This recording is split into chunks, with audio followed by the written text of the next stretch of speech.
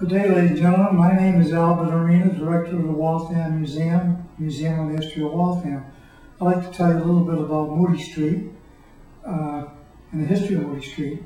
Just briefly, it was once known as the lane to the river until the first bridge was put in, the first Moody Street Bridge. Then it was changed to Moody Street, named after Paul Moody, the great engineer who helped make the Continental successful. But little by little, stores appeared on Moody Street. There were more on Main Street in the 19th century, but as the 20th century approached, its nearness to the Waltham watch factory made it grow to a very popular space up until the 1950s. For instance, the Waltham watch factory is the greatest watch factory in the world and was only 2 or 3 blocks away from Moody Street. And people that lived in the area would want a nearby shopping area, and thus the Moody Street grew up. And it's sort of led by Grover Cronin's. Cronin started off in a small spot, and kept expanding until 1930 when they bought out Cobb's dry goods store. And they put Art Deco over the front. And Moody Street was reaching its peak of popularity in the 1930s, but the Depression slowed it up a bit until a little bit after World War II, when it really boomed. And if you look behind me, you'll see a wonderful picture of Moody Street at its peak in the 50s.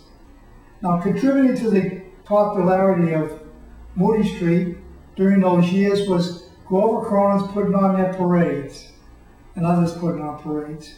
The Easter and Christmas parades, if you're grown up now, you probably were a child, they were great events in the history of Waltham and the history of Moody Street. For instance, 200,000 people would appear. In this parade, Mickey Mouse will ride a little teeny car throughout the entire parade. See some of the marches behind Mickey Mouse.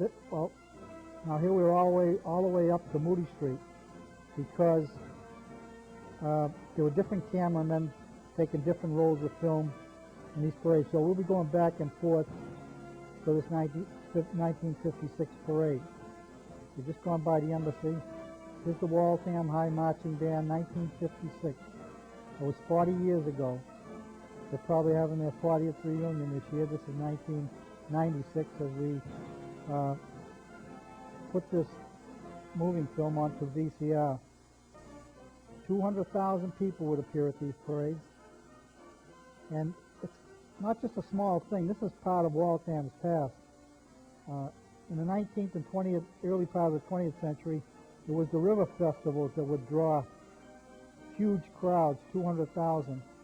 And the only thing else that drew huge crowds was the Eastern Santa parades put on by Grover Cronin. There's Captain Kangaroo, turning the corner from Moody Street onto Crescent Street. So in the 60s, little by little, J.C. Penney's would close up, and Grant's would close up, and Enterprise would close up, and Sears Roebuck's was there, they'd close up. Little by little, they would all go. Eventually, I don't want to forget the Embassy Theater. Matter of fact, there were 3 movie theaters on Moody Street.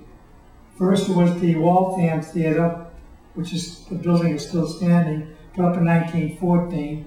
They showed silent films with the piano playing. Later on, it was the Central Square Theater, was the elegant theater between World War I and World War II.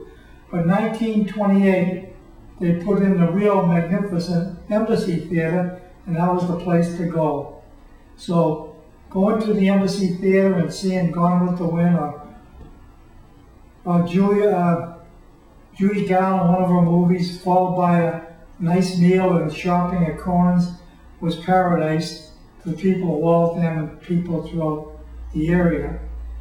But nevertheless, as I said, the Moody Street area continued to decline until recent years, when it's being revitalized by a new Embassy Theater. This time, restaurants are taking the lead and bringing it back to its popularity. Although there's a big demand for clothing stores like Cronin's and Park Snows, and perhaps someone will pick them up on that. That's briefly an outline of the history of Moody Street. I hope you enjoyed it. Thank you very much.